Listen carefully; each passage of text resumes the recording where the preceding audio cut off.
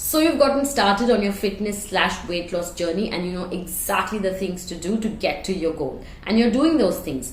But what are the things that you should never do on your fitness/weight loss journey? If that's a question you're looking for an answer to, stick around with me for the next few minutes and I'll try and answer it the best I can.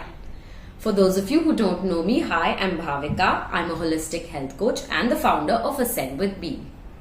Coming back to the question, so what are the top 3 things to absolutely and completely avoid when you're on your fitness/weight loss journey? Number 1 is weighing yourself every day. Weighing yourself every day can cause you to get anxiety and cause you to get discouraged and derail your progress if the number on the scale doesn't match your expectations.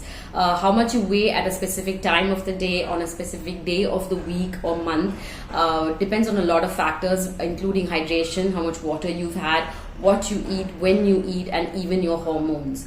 So instead, what you want to do is switch to weekly or monthly weigh-ins and weigh yourself at the same time every time that you weigh yourself, and on the same day of the week, on the same day of the month, so that you can get consistent results. Again, remember that this is just a number on the scale. It doesn't define who you are. Number 2 is chasing soreness after a workout. Soreness after a workout is a byproduct of working out, and it is not an indicator of how good your workout is or was. I know this myth has been around for a very long time and it has prevailed for a very long time and people have been believing it for a very long time, but it's time to let it go now. Muscle soreness happens because when you work out, when you strength train, you're causing micro tears in your muscles and your body is healing from those micro tears. Your muscles are healing from those micro tears, and that's why you get muscle soreness or DOMS, that is delayed onset muscle soreness, which can occur up to 24 to 48 hours after your strength training workout.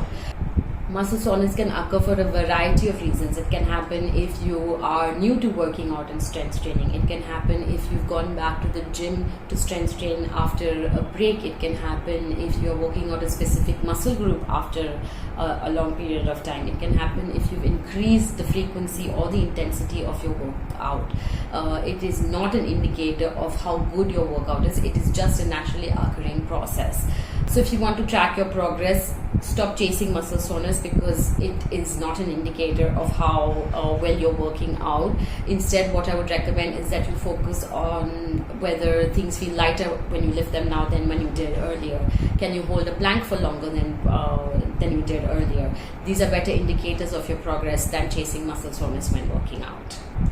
At number 3 is having cheat days or cheat meals. I hate the term cheat days and cheat meals and when people label foods as good or bad. Diet culture loves us to associate morality with our food choices. Doing so only brings up feelings of shame and guilt, and this should never be associated. This should not happen with something as basic as food and eating. It is one of the most basic needs. You deserve to eat even if you've been lazing in bed all day. Just by existing, you're burning calories. Your body needs fuel to just carry out its daily processes. You do not deserve to eat or you do not deserve cheat days just because you worked out or because you're doing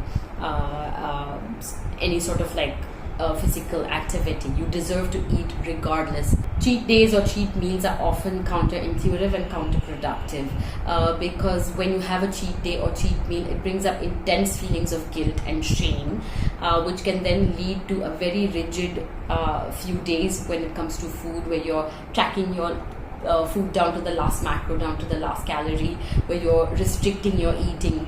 You are almost at the brink of starving yourself, which then leads to a very unhealthy relationship with food, and it can lead to disordered eating.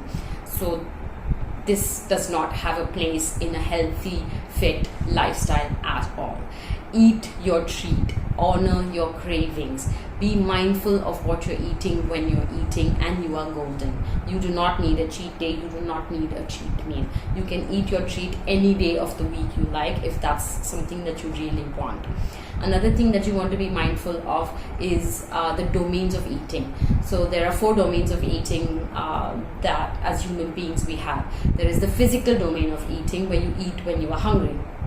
There is the mental domain of eating, where you eat because you're supposed to, like eating after a workout or eating after some strenuous effort, where you are like, okay, I've worked out and now my body needs the fuel to recover from my workout, and now I need to eat, so I will eat even if I'm not hungry.